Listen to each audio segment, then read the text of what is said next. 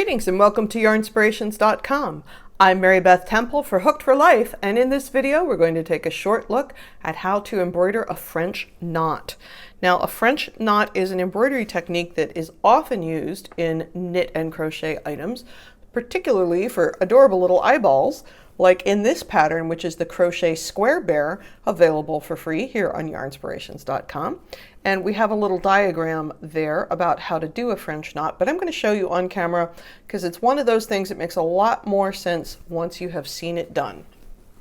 In other videos, when I talk about doing embroidery, I always talk about don't split the plies, don't split the plies. Make sure you're coming up between stitches. But here for the French knot, I do want you in the center of a stitch, so not in a gap between the stitches. And the reason is I don't want the French knot to pull back to the other side of the work. I want it to sit on top and have some density. So in this case, I want you to come up in the middle of a stitch. And it's okay if you split the ply in this case, although you don't have to. But again, middle of the stitch, not in a gap on either side. And when you're cutting your yarn to work with, not too long. This is one of those things, the longer it is, the more irritating it is to work with. So don't cut, I like to do about 18 inches. So here is my needle. I'm going to wrap twice. So there's my working yarn is coming out. I'm going to go under once, under twice, and I'm going to put the needle back where it came out, exactly where it came out. Now here's the thing that makes life easier. Before you start pulling this straight, see how already it wants to come unwound?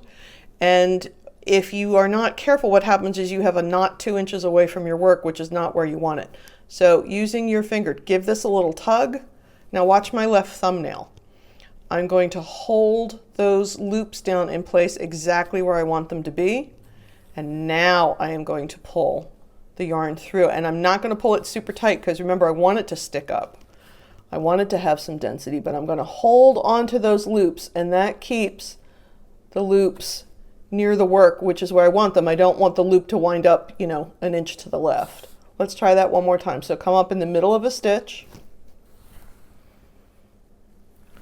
wrap the yarn around the needle twice, 1, 2, put the needle back exactly where it came out. But before you pull it all the way through, use your left thumb, in the case of right-handers, your non-dominant thumb.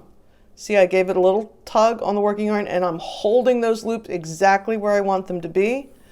And now I'm going to pull my yarn through. And I'm not going to pull it so tight that I lose all dimension. All right? So you can see them popping up off the work, which is exactly what I want. So that is how you make a French knot with yarn, and I hope you enjoyed watching it. I'm Mary Beth Temple for Hooked for Life. Thanks so much for joining us here on Yarnspirations.com.